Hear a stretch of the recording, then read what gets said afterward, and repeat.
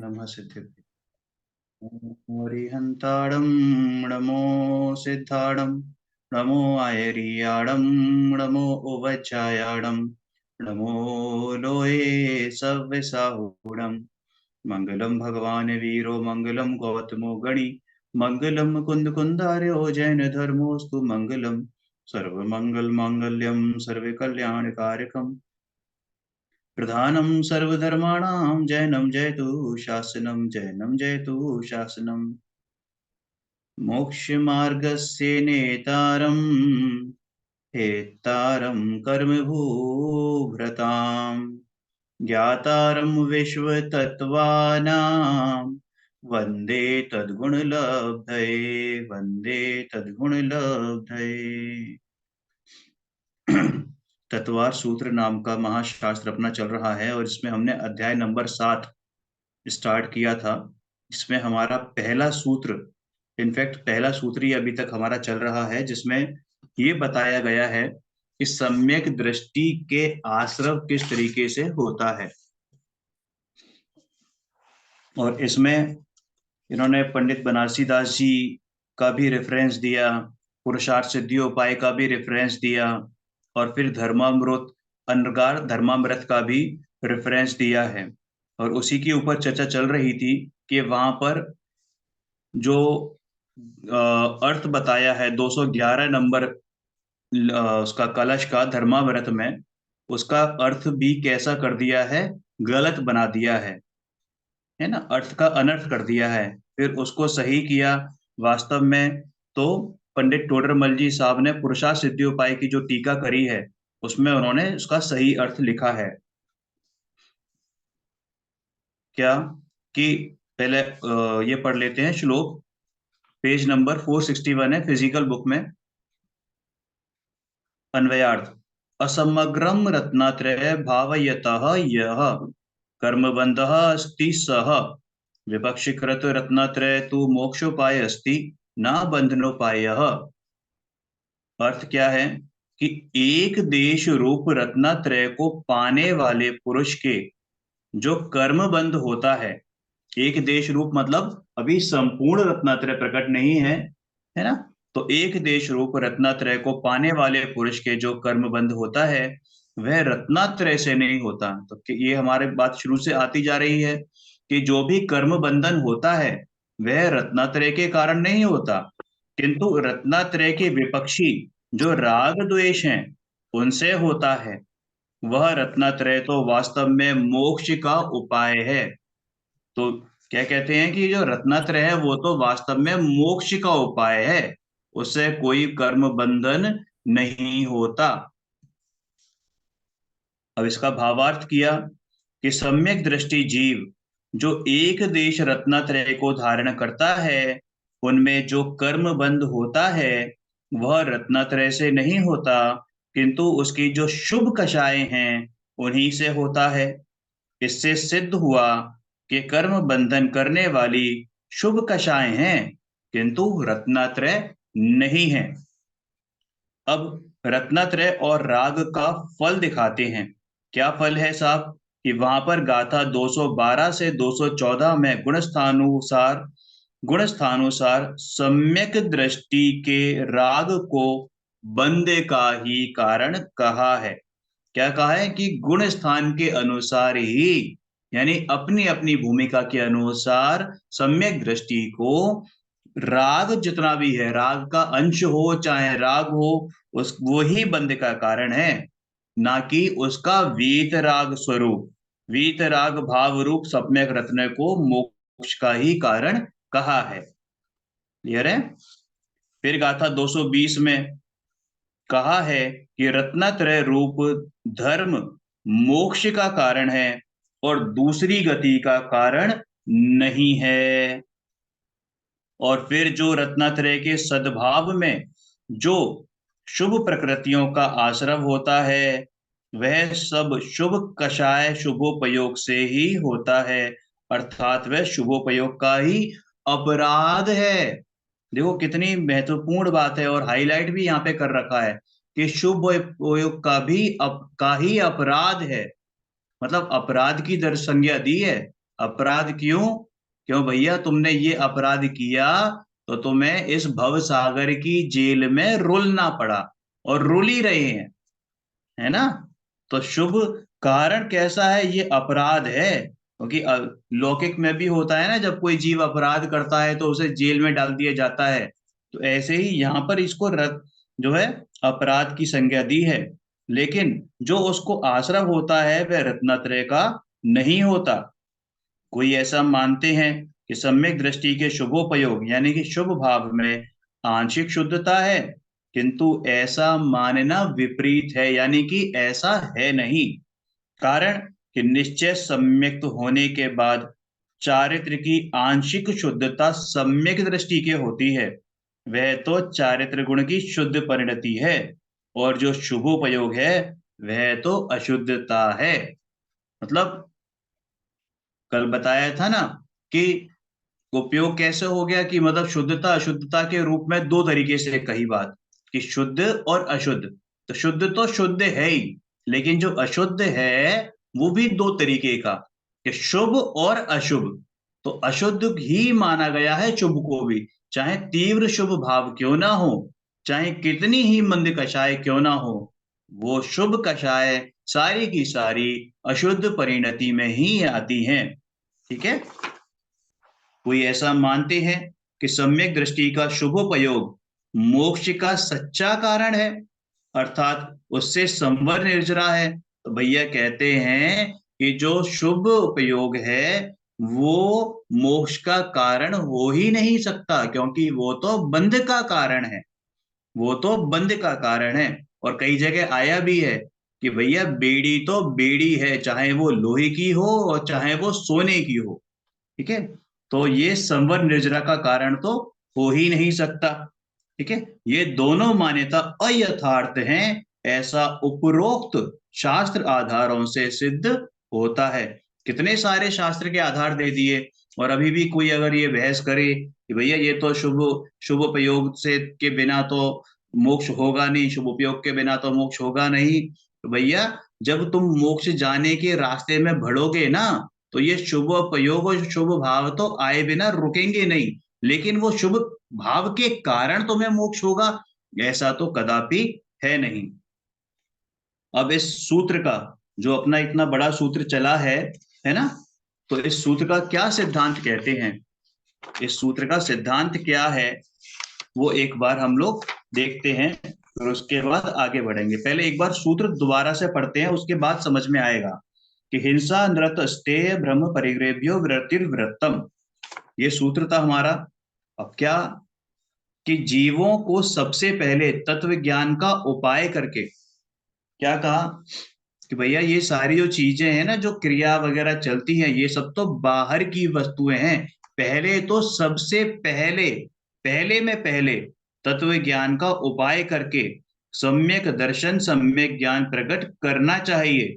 उसे प्रकट करने के बाद निज स्वरूप में स्थिर रहने का प्रयत्न करना, और जब स्थिर ना रह सके तब अशुभ भाव को दूर कर देश व्रत महाव्रत आदि शुभ भाव में लगे, किंतु उस शुभ को धर्म ना माने, और उसे धर्म का अंश या धर्म का सच्चा साधन ना माने।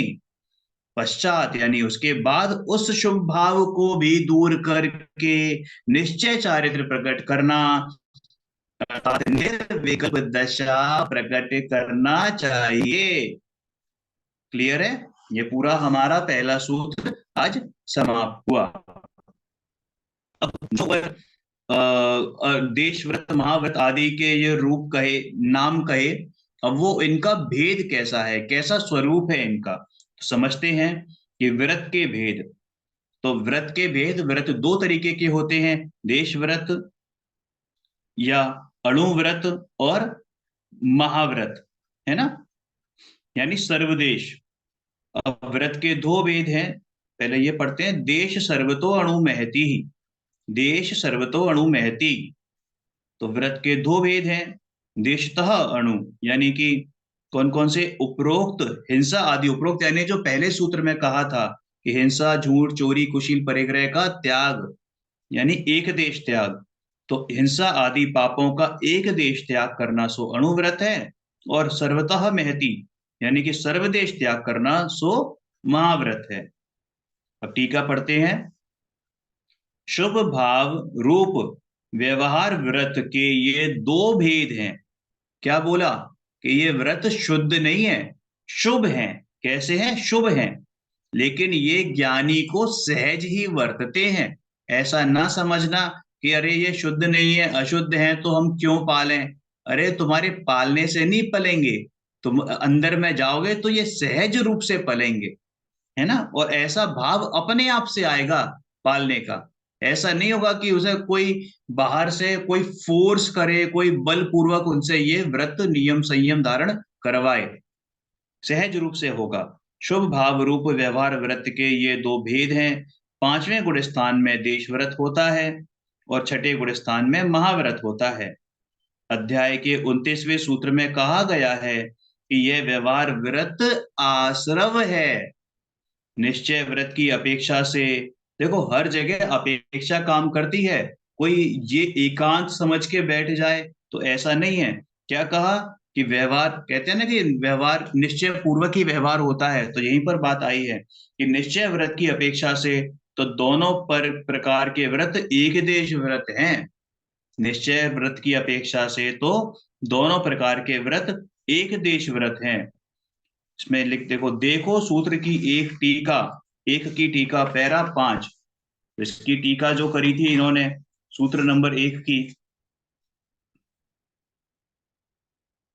है ना।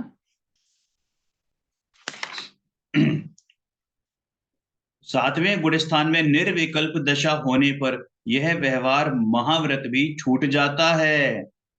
क्या समझ में आई? कि सातवें गुण स्थान में जब निर्विकल्पता में आते हैं, जब अपने स्वरूप में कोई लीन हो, तो भैया कहाँ पे कहाँ काहे के व्रत और काहे के अव्रत। फिर तो अपने में ही रत है, अपने में ही रत है ना। तो सातवें गुण स्थान में निर्विकल्प दशा होने पर यह व्यवहार महाव्रत भी छूट जाता है। और आगे की अवस्था में जैसे ही वो श्रेणी मारते हैं, तो आगे की अवस्था में निर्विकल्प दशा विशेष विशेष रूप से दृढ़ होती जाती है।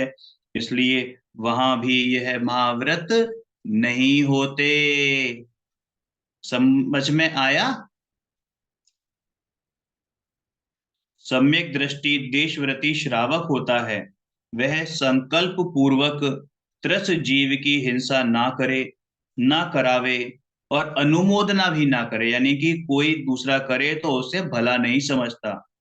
उसके स्थावर जीवों की हिंसा का त्याग नहीं है, तथापि बिना प्रयोजन स्थावर जीवों की विराधना नहीं करता। हालांकि उसे स्थावर जीवों का त्याग की अभी उसको उस भूमिका में नहीं है कि वो सर्वथा त्याग करे, लेकिन वो अनायासी बिना कारण ही उनकी हिंसा नहीं करता। ये कुछ नहीं है तो साहब घास पे चल दिए, कुछ नहीं है तो पेड़ से पत्ते तोड़ दिए, कुछ नहीं है तो बिना बात के आग जला ली, है ना, पेपर फाड़ दिए, कुछ कर दिए। ऐसा नहीं है। उसके स्थावर जीवों की हिंसा का त्याग नहीं, तथापि बिना प्रयोजन स्थावर जीवों की विराधना नहीं करता। और प्रयोजनवश, प्रयोजनवश, है ना, पृथ्वी जल इत्यादि जीवों की विराधना होती है, उसे भली अच्छी नहीं जानता। मतलब वो अगर ऐसा करता भी है कि भैया उसको मतलब बहुत जरूरी है, खाना बनाना है, खाना है, सोना है, अपने काम पर जाना है, ठीक है, उसे मालूम है कि ये सब करने में हिंसा हो रही है, और उसको वो बुरा भी जानता है। ऐसा नहीं, अरे ठीक है इतना तो चलता है कोई बात नहीं है, इतना तो चलता है कोई बात नहीं है, नहीं, इतना नहीं चलता। ये बात जानता है कि ये गलत है। अब उसके हृदय में बैठी हुई है ये बात कि जो ये आरंभी हिंसा है ये भी गलत है, ठीक है। लेकिन चारित्र्यों का उदय ऐसा है कि अभी वो उससे छूट नहीं पा रहा। प्रश्न, इस शास्त्र के अध्याय 9 के सूत्र 18 में व्रत को संवर कहा है। और अब ये प्रश्न आया, काउंटर क्वेश्चन किया है कि भैया तुम तो अभी आश्रम कह रहे हो, और अभी इसी अध्याय में 9वें ग्रंथ 9वें अध्याय में क्या आया, इसी शास्त्र के 9वें अध्याय के सूत्र 18 में व्रत को संवर कहा है। तो और अध्याय 9 के सूत्र 2 में उसे संवर के कारण में गर्भित भी कर लिया है। तो वहां 10 प्रकार के धर्म में, 10 प्रकार के धर्म कौन से हैं? जो 10 लक्षण धर्म है ना, वहां पर, वहां 10 प्रकार के धर्म में अथवा संयम में उसका समावेश है। अर्थात उत्तम क्षमा में अहिंसा आ गई, उत्तम सत्य में सत्य वचन आ गया, उत्तम शौच में अचौर्य आ गया, उत्तम ब्रह्मचर्य में ब्रह्मचर्य आ गया, और उत्तम अकिंचन में परिग्रह त्याग आ गया, यानी अपरिग्रह आ गया। तो इस तरह व्रतों का समावेश उसमें हो जाता है। तो फिर यहाँ पर आश्रव क्यों कह रहे हैं? जब वहां पे संवर का कारण कहा है या संवर कहा है, तो यहाँ पे आश्रव कहने का क्या औचित्य बनता है? तो क्या कहते हैं कि इसमें कोई दोष नहीं है। प्रॉपर समझना कि नौवां अधिकार संवर अधिकार है। वहां निवृत्ति स्वरूप वीतराग भाव रूप व्रत को, क्या बोला? कि वहां निवृत्ति स्वरूप वीतराग भाव रूप व्रत को संवर कहा है। और यहाँ पर आश्रव अधिकार है। यहाँ पर प्रवृत्ति दिखाई देती है। प्रवृत्ति का मतलब रतपना दिखाई देता है, आसक्ति दिखाई देती है, और वहां पे अनासक्ति है। क्योंकि हिंसा, झूठ, चोरी इत्यादि छोड़ देने पर अहिंसा, सत्य, अचौर्य वस्तु का ग्रहण वगैरह क्रिया होती है। आपने हिंसा छोड़ अहिंसा को ग्रहण किया। क्या? हिंसा छोड़ अहिंसा को ग्रहण किया, इस वाली भूमिका में जो हम अभी पढ़ रहे हैं आश्रव के लिए। ठीक है। और असत्य, असत्य छोड़ असत्य छोड़ सत्य को ग्रहण किया, चोरी छोड़ अचौर्य को ग्रहण किया। तो ये सब क्या है कि वस्तु का ग्रहण वगैरह क्रिया होती है, इसलिए ये व्रत शुभ कर्मों के आश्रव के कारण है। इन व्रतों में भी अव्रतों की तरह कर्मों का प्रवाह होता है, इससे कर्मों की निवृत्ति नहीं होती। इसलिए आश्रव अधिकार में व्रतों का समावेश कहा है। और वहां पर क्यों कहा है, तो वहीं की बात वहीं करेंगे। अभी यहाँ की बात है, इसलिए यहाँ पर कहा कि यहाँ पर त्याग, त्याग के बाद जो ग्रहण हुआ, त्याग पूर्वक ग्रहण जो हुआ ना, तो वहां पर त्याग करा, यहाँ पर त्याग करा और फिर ग्रहण हुआ। तो बात तो उन्होंने कहा कि भैया वो तूने अशुभ में था, अब यहाँ पर तू शुभ की तरफ अग्रसर हुआ है, इसलिए ये तो आश्रव के कारण है, भले ही से शुभ आश्रव हो। ठीक है। तो यहाँ पर कर्मों की निवृत्ति तो नहीं है। देखो सर्वार्थ सिद्धि, अध्याय 7 सूत्र 1 की टीका पृष्ठ 5-6। अब चौथा पॉइंट क्या लिखते हैं कि मिथ्यात्व सदृश महापाप को, मिथ्यात्व जैसा महापाप को मुख्य रूप से छुड़ाने की प्रवृत्ति ना करना, और कुछ बातों में हिंसा बताकर उसे छुड़ाने की मुख्यता करना, सो क्रम भंग उपदेश है। क्रम भंग उपदेश मतलब क्या? कि जो बात जब आनी चाहिए उस समय नहीं हो, तो भैया सबसे पहले तो मिथ्यात्व छुड़ाने का उपदेश देते हैं, और तूने मिथ्यात्व छुड़ाने का उपदेश ग्रहण किया नहीं, या किसी ने दिया नहीं, और ये कहा कि साहब रात्रि भोजन करना पाप है, तो पहले वो छोड़ो, फलानी जगह चावल चढ़ाना चाहिए, यहाँ करना चाहिए, वहां करना चाहिए। अरे ये सब सारी चीजें होती हैं, लेकिन प्रयत्न तो सबसे पहले किसका करना चाहिए? मिथ्यात्व छोड़ने का, मिथ्यात्व छुड़ाने का, है ना। लेकिन ऐसा लोग करते नहीं है, और उसमें होता क्या है कि वो तप जितने भी हैं वो बाल तप होकर रह जाते हैं। और इसलिए यह कहा है कि कुछ बातों में हिंसा बताकर उसे छुड़ाने की मुख्यता करना, सो क्रम भंग उपदेश है। अब ये मोक्ष प्रकाशक जी में अधिकार 5 पृष्ठ 161, जहां पर वो अन्य मतियों का खंडन किया है गुरुदेव, ये टोडरमल जी साहब ने, तो वहां की बात आई है ना।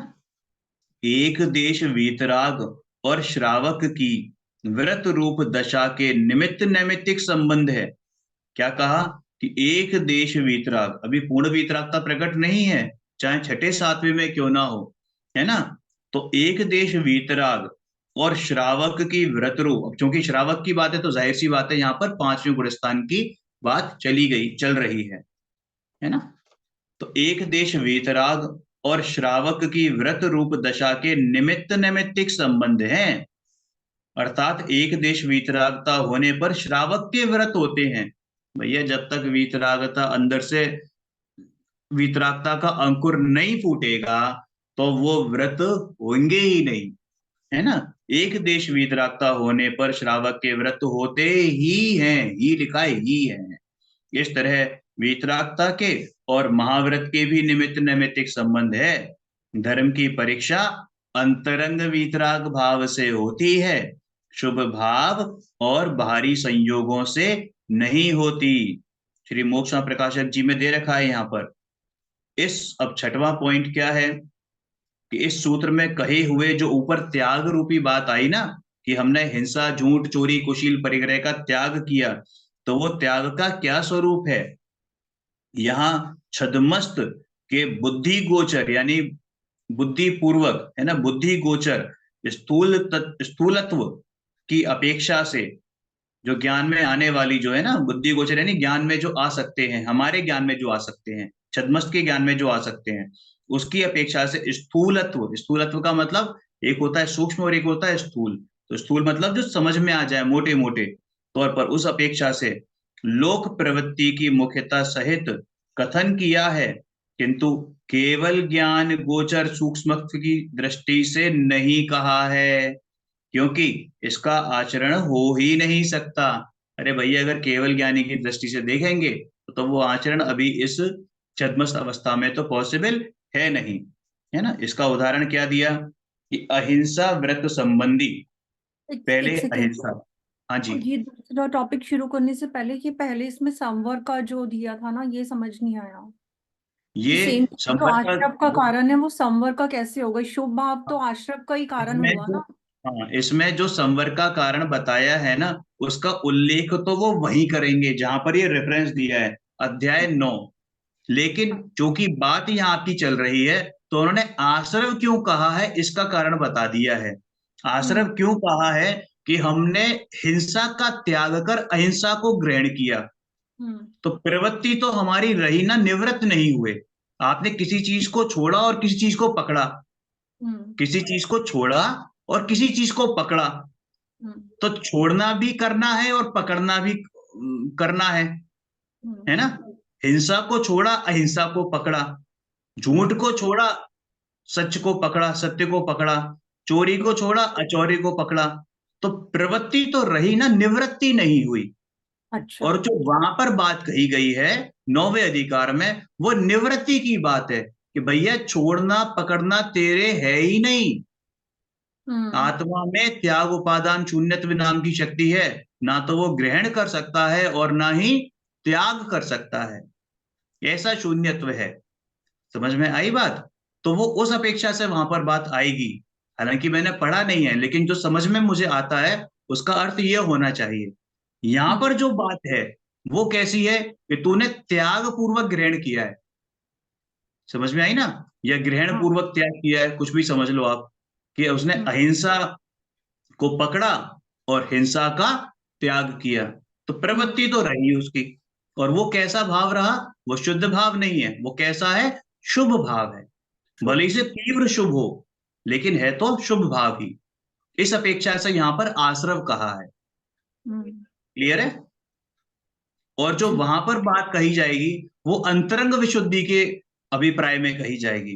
हम्म। अंतरंग, है ना। ठीक।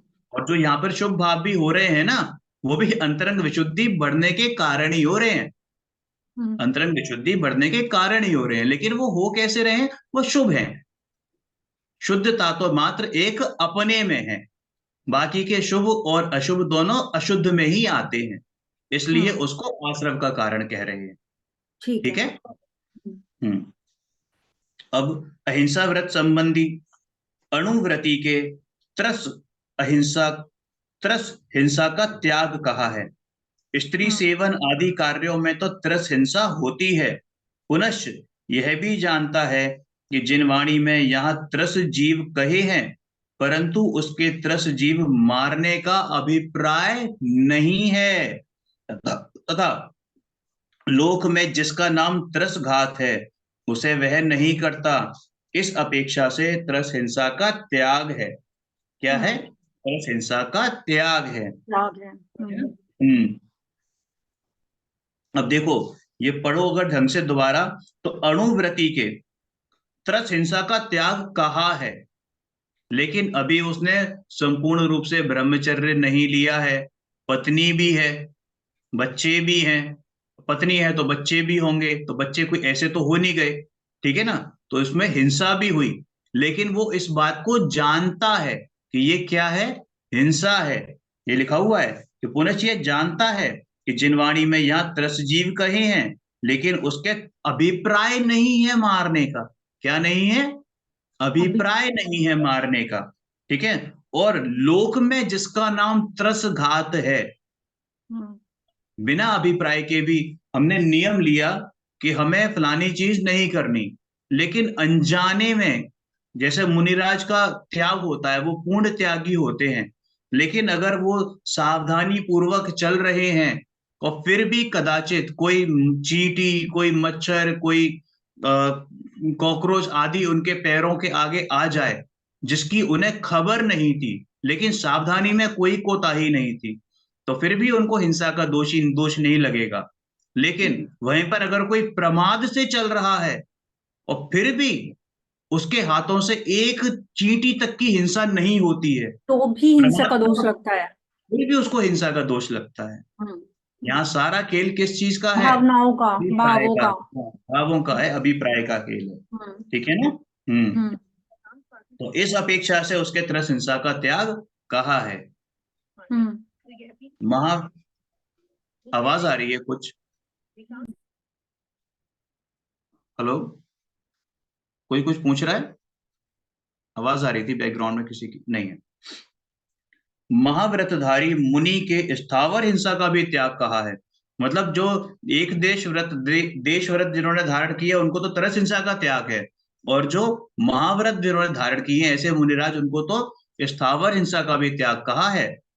अब मुनि भैया वो अपना आहार विहार निहार भी करते हैं, तो उसमें तो जल का खर्चा होता है ना, जल यूज होता है, तो वो तो स्थावर हो गया। अब वो जो है भोजन भी लेते हैं, वो जो है पृथ्वी पे चलते भी हैं, सांस भी ले रहे हैं, है ना। तो वही बता रहे हैं कि जब अब मुनि पृथ्वी जल आदि में गमन करते हैं, तो वहां तो त्रस का भी सर्वथा अभाव नहीं है। आप तो स्थावर की बात कर रहे हो। समझ में आ रही बात? कि भाई अगर कोई स्थावर की हिंसा का सर्वथा त्यागी हो, लेकिन ऐसे माहौल में, ऐसी जगह पर आप पृथ्वी पे चल रहे हो, है ना, सांस ले रहे हो, बस ऐसा तो है नहीं कि वायु में केवल स्थावर जीव ही है, त्रस जीव भी कितने सारे हैं, और सांस के दौरान वो हिंसा भी होगी उनकी, है ना। तो वही बता रहे हैं कि वहां तो त्रस का सर्वथा अभाव नहीं है, क्योंकि त्रस जीवों की भी ऐसी सूक्ष्म अवगहनता है, क्योंकि ऐसे ऐसे त्रसजीव भी होते हैं जो हमें आंखों से दिखाई नहीं देते, है ना। दो इंद्रिय जीव ऐसे होते हैं कई जो हमें आंखों से दिखाई नहीं देते, हमारे सामने हो अभी और हमें मालूम ही नहीं है। ठीक है ना। इतने सूक्ष्म अवगाहन होता है जो दृष्टिगोचर नहीं होते, तथा उनकी स्थिति भी पंचेंद्रिय भी होते पृथ्वी। हैं। है जी। पंचेंद्रिय भी होते हैं, समूर्छन हाँ। पंचेंद्रिय भी आंखों से हाँ, दिखाई नहीं देते। समूर्छन पंचेंद्रिय भी नहीं समझ में आते, नहीं दिखाई देते, तो उनकी स्थिति भी पृथ्वी जलादिक में है। पुनश्च मुनि जिनवाणी से यह जानते हैं कि किसी समय अवधि ज्ञान आदि के द्वारा भी जानते हैं। मुनि जिनवाणी से भी जानते हैं, और जिनको अवधि ज्ञान है वो उस द्वारा भी जानते हैं, लेकिन मुनि प्रमाद से स्थावर या त्रस हिंसा का अभिप्राय नहीं करते। समझ में आ रहा है ना? जो मैंने बात बताई थी कि उनको प्रमाद नहीं होता, वो सावधानी पूर्वक सारा कार्य करते हैं। लोक में पृथ्वी खोदना, अब बिना बात के जो है आप साथ पृथ्वी खोदे जा रहे हो, है ना, अप्रासुक जल से क्रिया करना इत्यादि प्रवृत्ति का नाम स्थावर हिंसा है, और स्थूल त्रस जीवों को पीड़ा पहुंचाने का नाम त्रस हिंसा है, उसे मुनि नहीं करते, इसलिए उनके हिंसा का सर्वथा त्याग कहा जाता है। क्लियर है? अहिंसा का स्वरूप समझ में आ गया। और विशेष रूप से अगर आपको अहिंसा के बारे में जानना है तो पुरुषार्थ शुद्धि उपाय को पढ़िएगा। बाकी यहाँ पर सत्य आदि चार व्रत संबंधी क्या है कि मुनि के असत्य, चोरी, अब्रह्मचर्य यानी कुशील और परिग्रह का त्याग है। परंतु केवल ज्ञान में जानने की अपेक्षा से असत्य वचन योग 12वें गुण स्थान पर्यंत कहा है। समझ में आया? क्या कहा कि जो असत्य वचन योग तो 12वें गुण स्थान पर्यंत तक आ गया, लेकिन ये भी कौन जान सकता है? मात्र केवली ही जान सकते हैं। अदत्त कर्म परमाणु आदि परद्रव्यों का ग्रहण 13वें गुण स्थान तक है। वेद का उदय 9वें गुण स्थान तक है। अंतरंग परिग्रह 10वें गुण स्थान तक है। समव शरण आदि बाह्य परिग्रह केवली भगवान के भी होता है, परंतु वहां प्रमाद पूर्वक पाप का अभिप्राय नहीं है।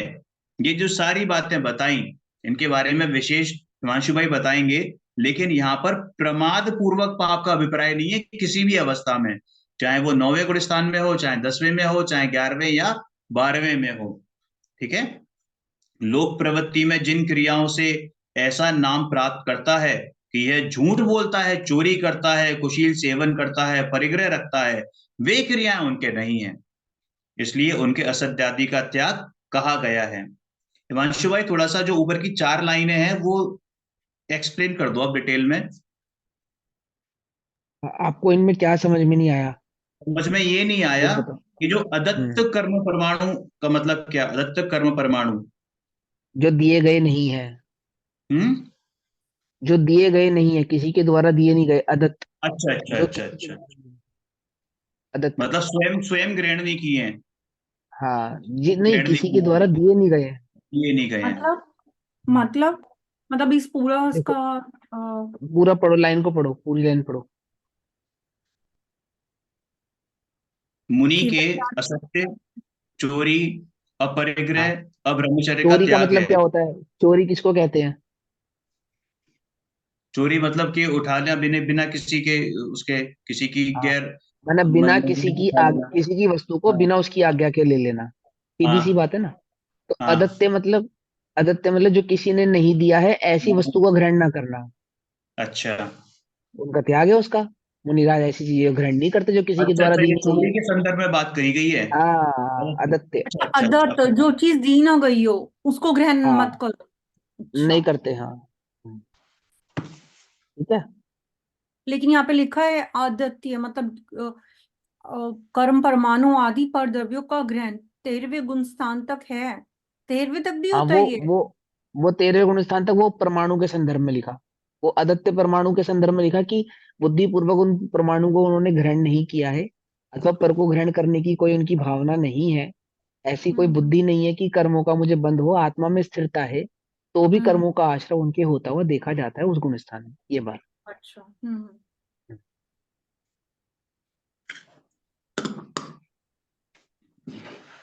और कोई बात? हम्म। देखो, मुनि के असत्य, चोरी, अब्रह्मचर्य और परिग्रह, तो असत्य का इसके कैसे? संदर्भ में मैं असत्य समझा। असत्य में केवली ज्ञान जान सकते हैं, इसमें तो हम कोई बहस कर ही नहीं हाँ, सकते, है ना, हाँ, केवली असत्य जान वचन ये सकते हैं। 12वें गुण स्थान तक रहता है ना। लेकिन ऐसा क्यों अदत्य कहते हैं कर्म कि कर अंत में सबसे सबसे अंत में सूक्ष्म लोग छूटता है? वो 10वें गुण स्थान में छूटता है ना। वो हाँ, कषाय की अपेक्षा से कहते हैं, ये पाप की अच्छा, अपेक्षा से है। क्योंकि वचन योग तो रहता है ना, वचन तो योग का भेद हो गया। हम्म। मन वचन काय तो योग के भेद हो गए। और जो हम्म कषाय के भेद है, वो हम्म हिंसा, वो जो क्रोध मान माया लोभ, वो कषाय के भेद है। तो हम्म कषाय की अपेक्षा से लोभ 10वें तक बताया, और ये योग की अपेक्षा से जो है वचन योग बताया। हम्म। ये भेद है ठीक है, दोनों में। क्लियर। हम्म बाकी किसी को कुछ और डाउट है? बोलिए। नहीं, अब ठीक है। अभी तक पूनम जी। समझ आ रहा है। नहीं, समझ आ रहे हैं सब। हम्म।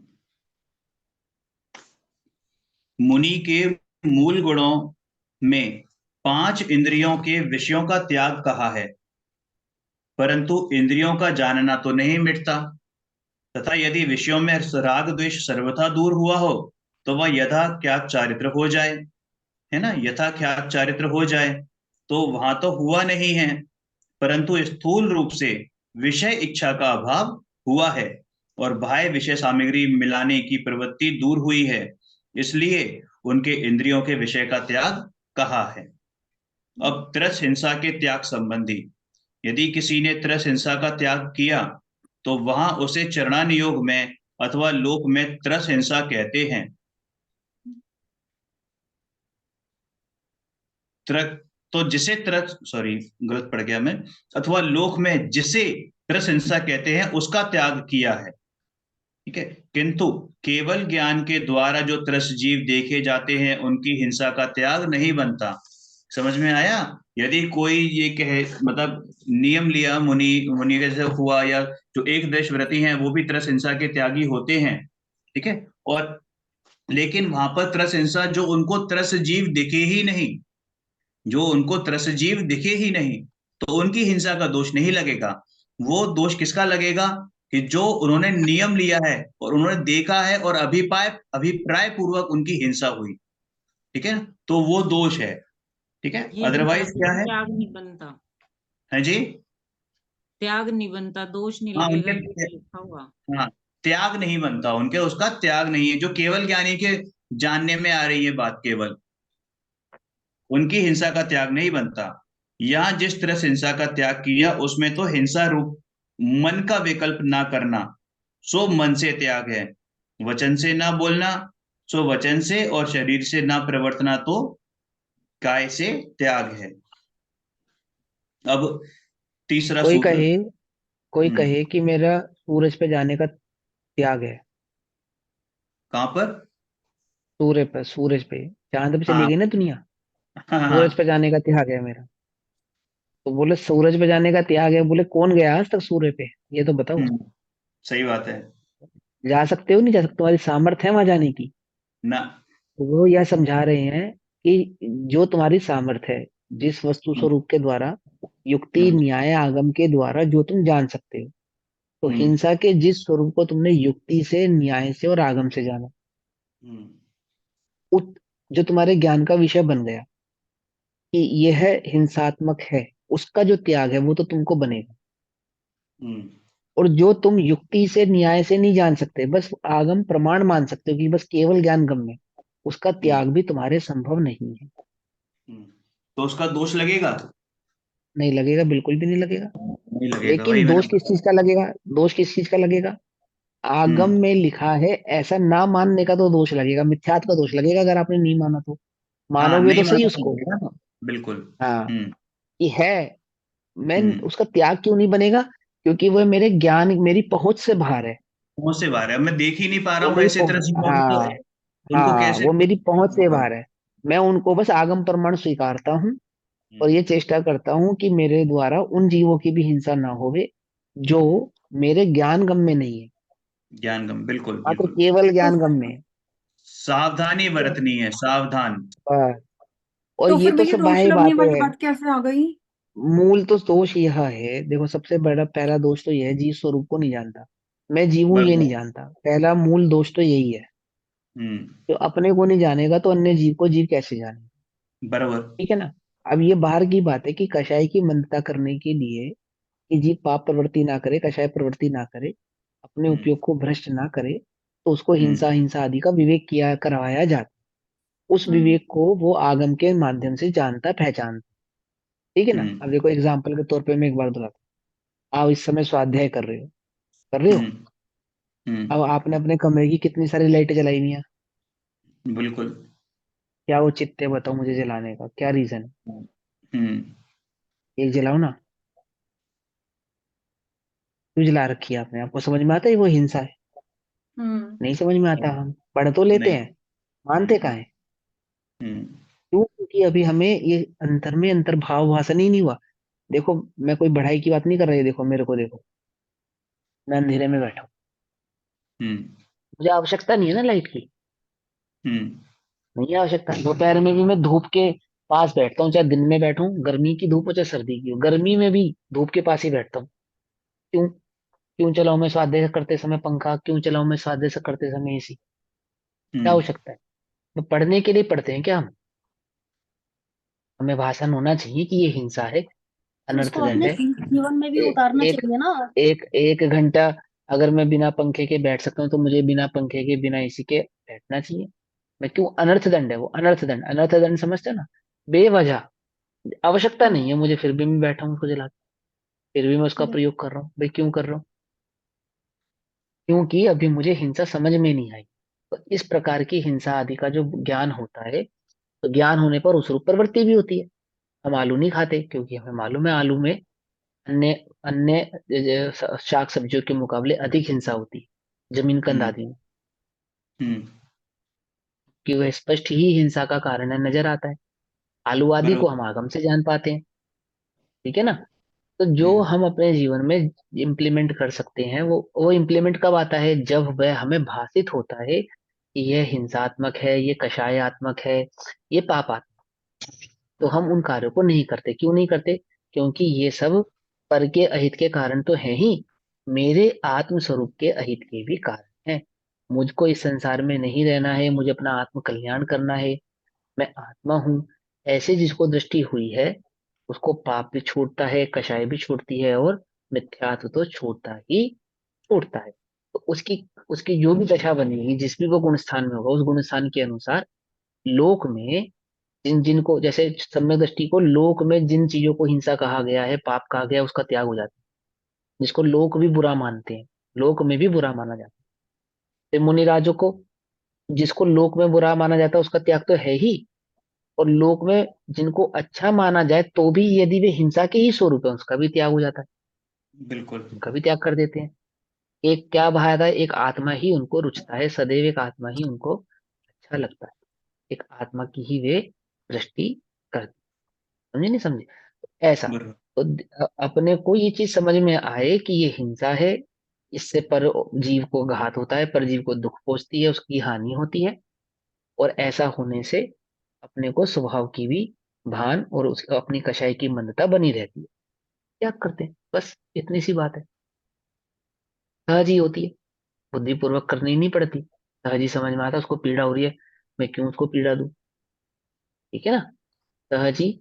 बचपन में हम जब छोटे थे ना, तो अब अपने साथ के साथियों के साथ कभी सर पे हाथ मार दिया, कभी धक्का दे दिया, या कभी उसकी किताब छीन ली, ऐसा सहज ही करते थे ना।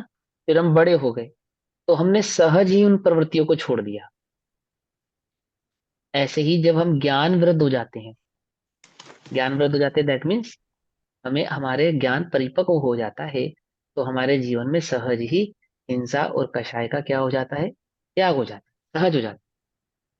लेकिन जब हम ज्ञान वृद्ध नहीं होते, ज्ञानी तो हो जाते हैं बट ज्ञान वृद्ध नहीं होते। अब ज्ञानी हो गए और ज्ञान वृद्ध नहीं हुए, दैट मीन्स क्या? किताबों में पढ़ लिया, याद कर लिया, परंतु उसको अभी अंतर में गुना नहीं। तो क्या होता है? ये कहते तो हैं, परंतु उस रूप आचरित नहीं होते, जो हम अपने कर व्यवहार सकते में हैं। नहीं लाते वो चीजें हाँ, जो लानी हाँ, चाहिए, जो हम पढ़ रहे हैं उनको लानी व्यवहार चाहिए में भी जो कर करना सकते हैं। चाहिए। हाँ, जितना कर सकते वो हैं कर सकते हैं, बहुत बच सकते हैं, उतना बहुत करो कुछ। ना, हम्म उतना करो। शक्य हो तो करो, अशक्य हो तो नहीं करो, परंतु हम्म शक्य की श्रद्धा रखो। बिल्कुल। ठीक है? तो अष्टपहाउड़ में गाथा है ये। ये मतलब भैया क्या होता है? कर सकते हैं तो करो, नहीं कर सकते कोई बात नहीं, मत करो। अपने लेकिन जो शरीर करने की योग्य है उसकी श्रद्धा तो अनुकूलता के रखो, हिसाब से।